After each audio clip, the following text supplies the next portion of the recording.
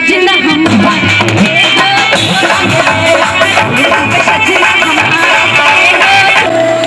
राजा भैया की सिस्टर यानी रूबी जी जो इसी कॉलेज की पढ़ी हुई छात्रा हैं और आज बड़े सौभाग्य की बात है कि रेडियो दूरदर्शन के माध्यम से आप इनको देखते और सुनते रहते हैं, वो आपके बीच में आ रही हैं। आइए इनसे मिलते हैं और इनका गीत सुनते हैं आपके समक्ष। रूबी जी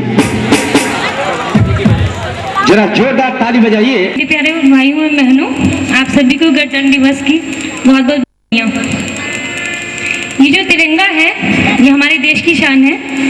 तो मुझे कुछ याद आ रहा है, मैं आपको बताना चाह रही हूँ। एक बार की बात है कि एक अंग्रेज हमारे भारत में आए, तो उन्होंने इस तिरंगे को देखा और उनके पास में एक सरदार जी थे। तो उन्होंने सरदार जी से पूछा कि यही तुम्हारा तिरंगा है जिसके लिए तुम लोग अपनी जान तक देते हो, जिसके लिए तुम लोग अपनी जान दे सकते हो? तो सरदार जी ने कहा, जी हाँ, यही हमारा तिरंगा है जिसके लिए हम अपनी जान तक दे सकते हैं।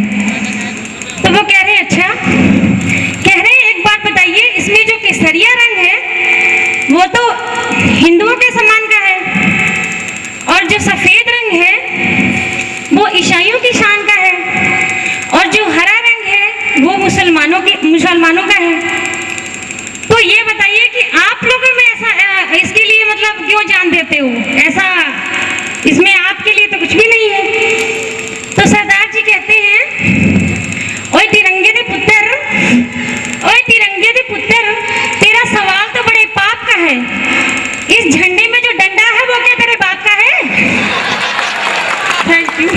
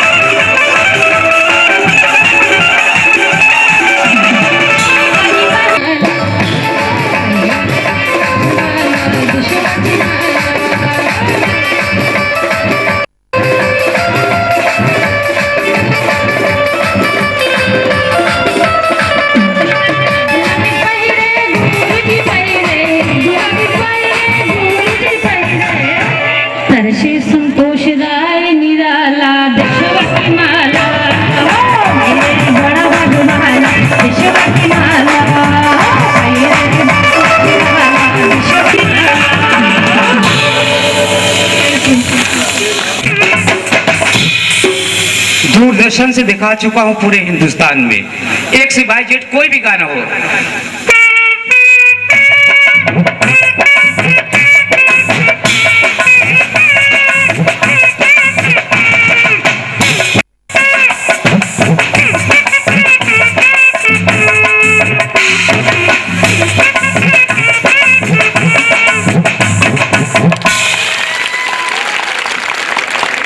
लोग ताली बजाते रहेंगे तो मैं 1000 आवाजें सुनाऊंगा। शाहरुख खान से लेके जिस हीरो की आज आप लोग बोलते रहेंगे मैं सुनाता रहूंगा। ये कुदरत की लीला है, आप लोगों के चरणों का आशीर्वाद है। तो दोस्तों, मैं बहुत छोटा सा था, गया चिड़ियाघर देखने के लिए और अपने मम्मी पापा को परेशान कैसे कर रहा था। फिल्म इंडस्ट्री में आप लोगों ने देखा होगा, एक स्कूल में मास्टर साहब बच्चों को पढ़ाते हैं और बच्चों से पूछते हैं कि बेटे ये बताओ कि तुम बड़े होके क्या बनोगे। तो बच्चे अपनी अपनी स्टाइल में कैसे जवाब देते हैं। मास्टर साहब होते हैं प्राण फिल्म इंडस्ट्री के। बेटे राजू, तुम हर साल फर्स्ट डिवीजन से पास होते हो, बेटा ये बतलाओ कि तुम बड़े होके क्या बनोगे। तो लड़का क्या कहता है,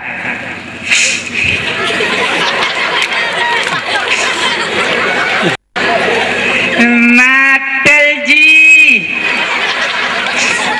मैं भला होते दरोगा बनूंगा, दरोगा बनूंगा।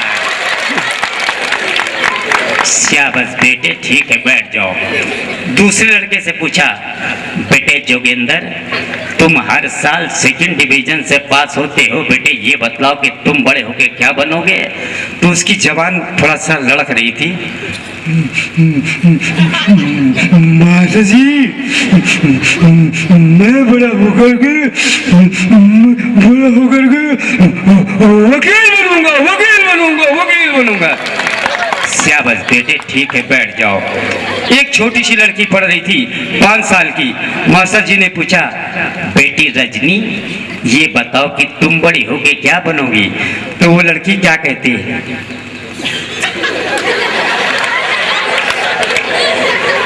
मास्टर जी मैं बड़ी होके। हाँ बेटे जल्दी बताओ कि तुम बड़ी होके क्या बनोगी।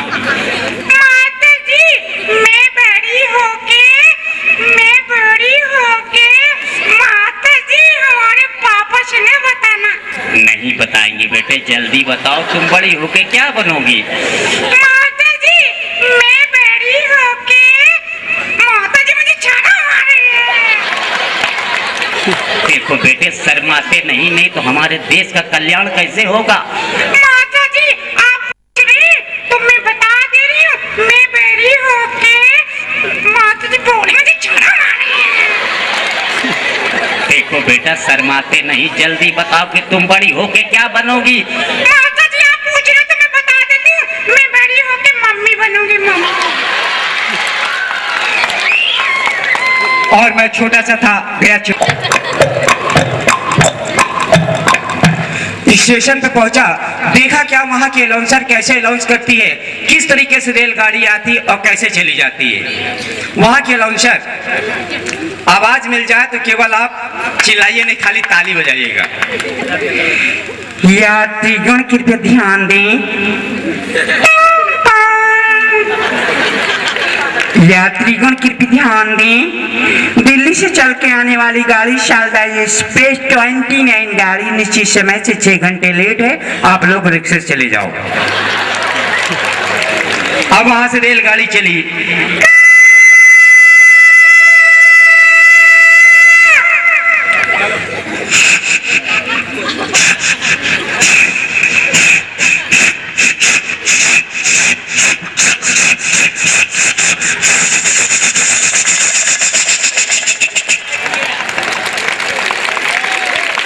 फुल स्पीड पे गाड़ी चली जा रही, रास्ते में कोई पुलिया पड़ गई तो आवाज उसकी कैसे बदल गई। फुल स्पीड पे जा रही गाड़ी,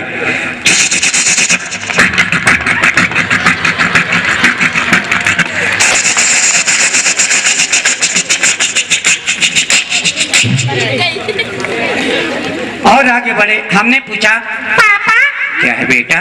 पापा ये कौन सा जानवर है पापा। बेटा ये बरसाती मेंढक हैं, जैसे कि आज हम आपके सामने निकल आए। पापा कैसे बोलते हैं। बेटा वो इस तरीके से।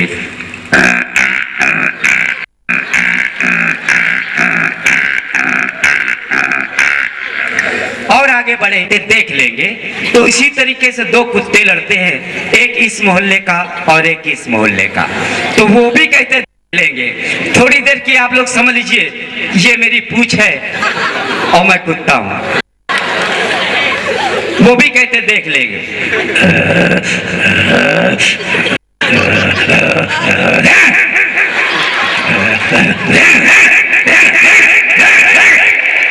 लेकिन जब दूसरे मोहल्ले का कुत्ता हार जाता तो वो क्या कहता?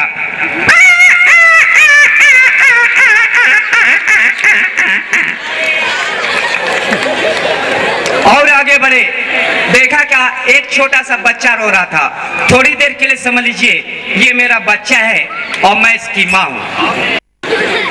पिताजी पीछे ढोलक बजा रहे हैं। औरतें क्या करती हैं, पहले बच्चे प्यार करती हैं, ज्यादा प्यार मोहब्बत बढ़ जाता है तो उसको काजल लगाती हैं। काजल कौन सा लगाती हैं? जो लड़िया में लगाता है, ग्रीस। जैसे ही बच्चे के आंख में लगाया, बच्चा तड़प के रोने लगा। पहले प्यार से करती हैं, भैया के पापा आते होंगे, भैया के लिए केला लाते होंगे, भैया के लिए रसगुल्ला लाते होंगे, भैया रसगुल्ला तुम खा लेना, केला हम। बच्चा तड़प के रोने लगा।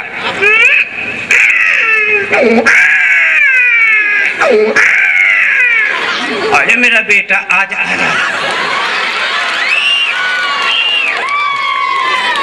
फिर भी बच्चा नहीं चुप हुआ। इतनी देर में बच्चे के बाप आए, कहने लगे, अरे क्या करती हो, इसको दूध पिलाओ, ये चुप हो जाएगा। हाँ ना बताए, कितनी देर से तो पिया रहे हैं, नहीं पिए तो हम क्या करें?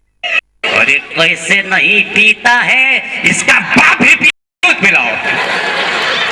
दोस्तों ये कपड़ा इतना खतरनाक है, आइटम बहुत है, समय कम है, तो आइए अब आपके बीच में संतोष जी को समय दे रहा हूं और उसके बाद फिर अगला कार्यक्रम आपके बीच में आऊंगा। संतोष राय जी जो हमारे एस भारती सम्मान।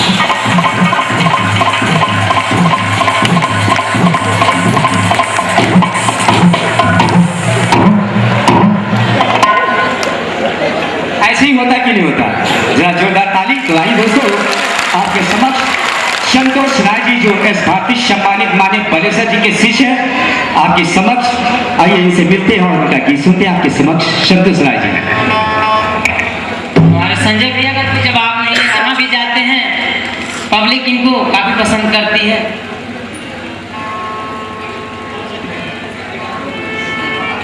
हेलो। तू हमरा सपना के रानी हो, तू हम जिंदगानी हो। देखिए गाना कार्यक्रम चालू हो गई बा, कैसे हम गाना आपको सुनाओ तनी। अरे हाय रे ओठ लाली, हाय रे कजरा, हाय रे ओठ लाली, हाय रे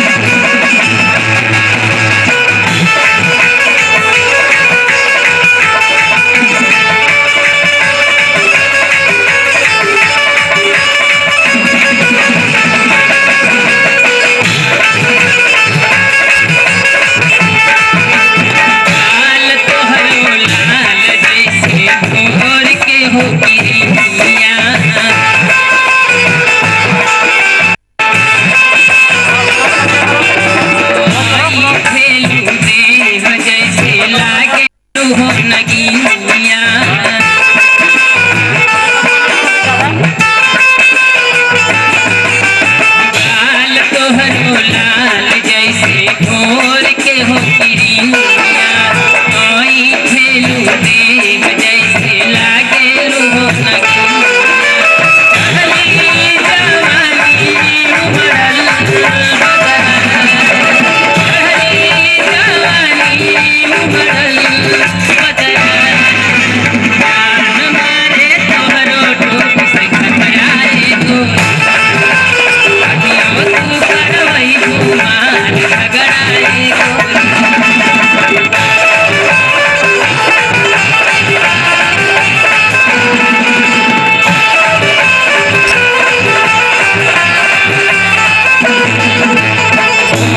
शर्मा के जब उठावे लू पपनी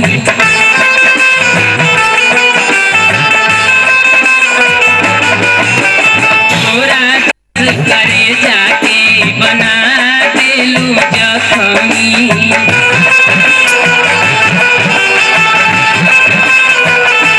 तोरी शर्मा के जब उठावे लू पपनी तोरा जस करे जाके बना दे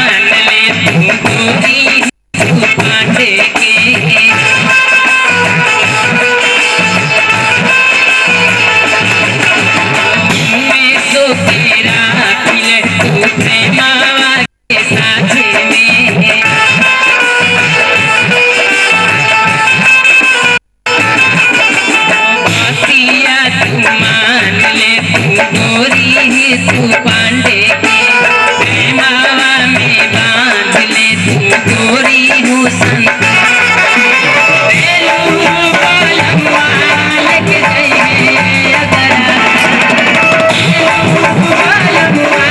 लेके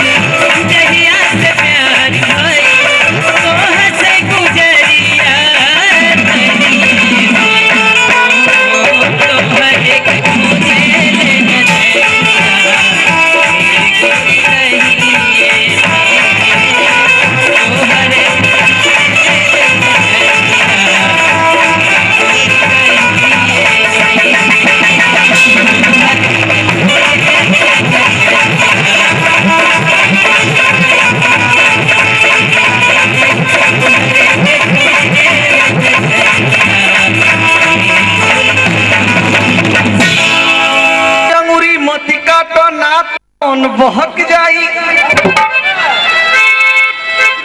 कि दाती से अंगुरी मती काटना त मन बहक जाई आ रूप आदाय ऐसन बाकी कोनो साधु भी सनक जाई और खाली पानी बरसले बरसात ना होला अरे मन मुजराए तो प्रीत अपने से पनक जाई अरे लगुए रात हारा का अरे लगुए रात हारा का अरे फेकाइल झूलन थारा का बलमुआ हो अरे बलमुआ हो मारवाई दन मारा का बलमुआ हो मारवाई दन मारा का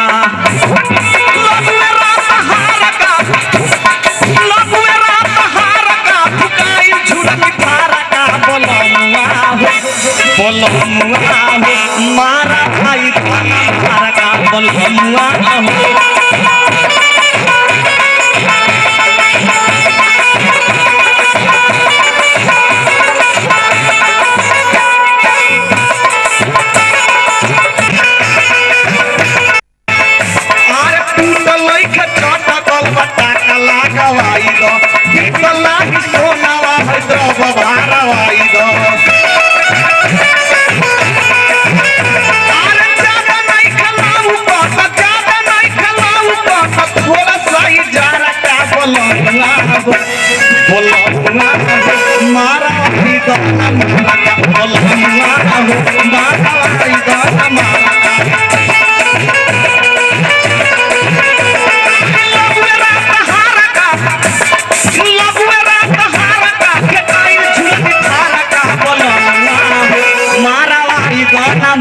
मारा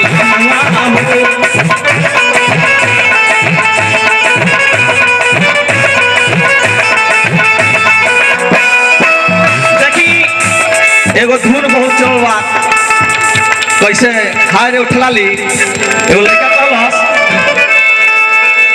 कि तोहरा से के बा जग में फाइन ए गोरी अरे तोहरा से के बा जग में फाइन ए गोरी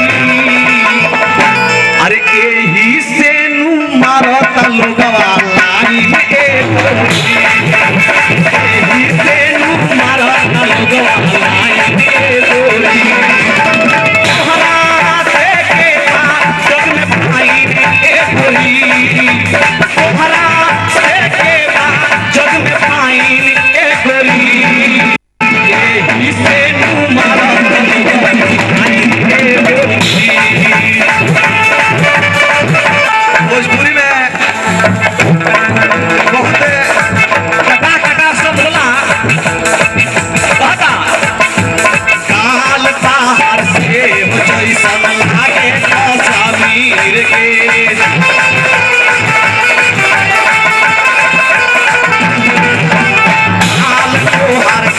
बरफ जैसन लागे कश्मीर के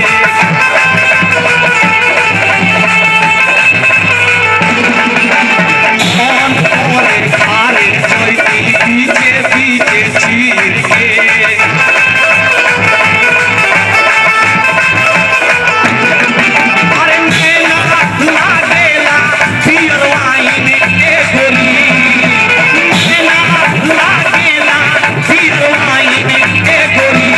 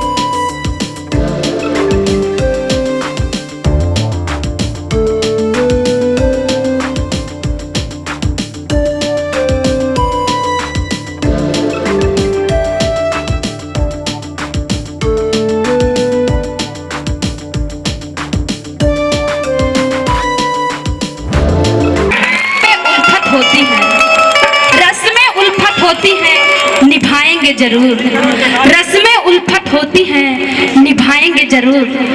आप सब चाहें या ना चाहें, लेकिन जाने के बाद हम आप सबको चाहेंगे जरूर।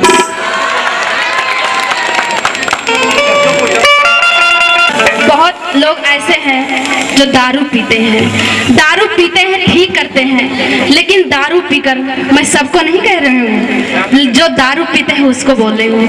क्या बोल रही हूँ?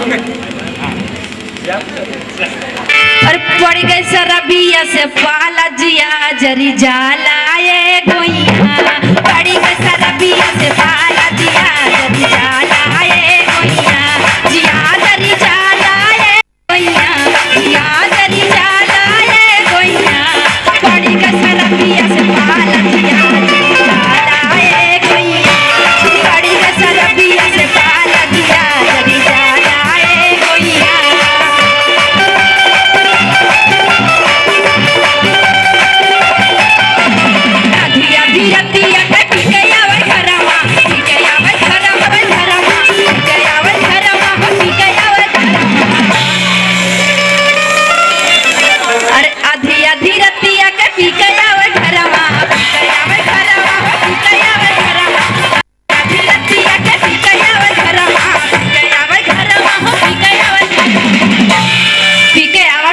अरे तोड़ेला तिजोरिया के ताला दिया जरी जाला हे गोइया, तोड़ेला तिजोरिया के ताला दिया जरी जाला हे गोइया, जिया जरी जाला हे गोइया, जिया जरी जाला हे गोइया, पानी का शराबिया से पाला जिया जरी जाला हे गोइया, पानी का शराबिया से पाला जिया जरी जाला हे गोइया।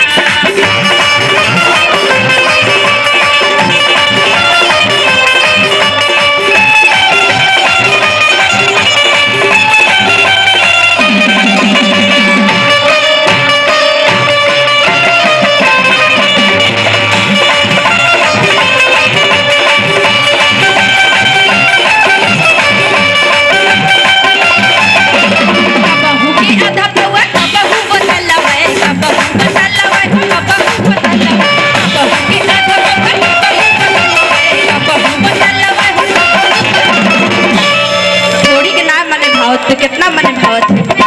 अरे कबहू के आधा पौआ, अरे कबहू बोतलव है, एक के बाद का करत थी भैया?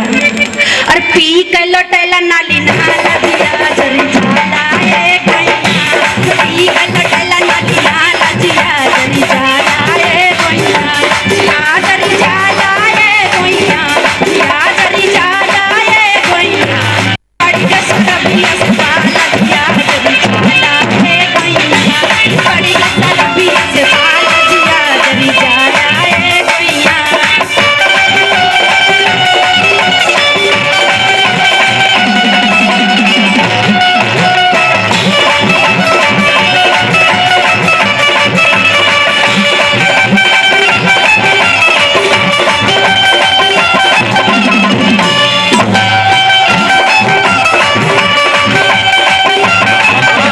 बच्ची डोली लोटा थाली नैहर के झूलनिया, झूलनिया हो नैहर के झूलनिया, बच्ची डोली लोटा थाली नैहर के झूलनिया, झूलनिया हो नैहर के झूलनिया। और बेची देही लोटा थाली, अरे नैहर के झूलनिया, ई कब करत ही? जब पिए के ना रहा तब करत ही।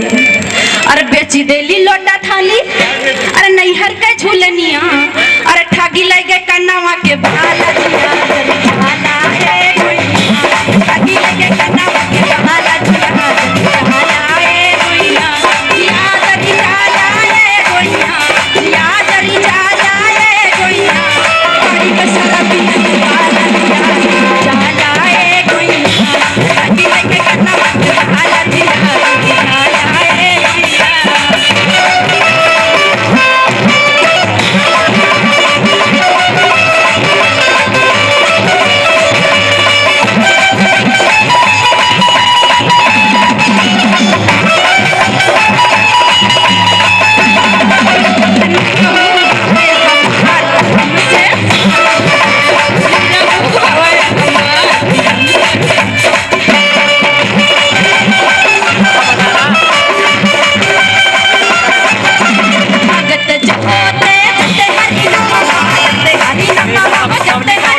परेशानी में भैया। अरे भगत जो होते अरे जपते हरि नमवा, अरे सजवई के लेके कंठी माला जिया जरी जाला है गैया, सजवई के लेके कंठी माला जिया जरी जाला है गैया, जिया जरी जाला है गैया, जिया जरी जाला है गैया, सजवई के लेके कंठी माला जिया जरी जाला है गैया, सजवई के लेके कंठी माला जिया जरी जाला है गैया।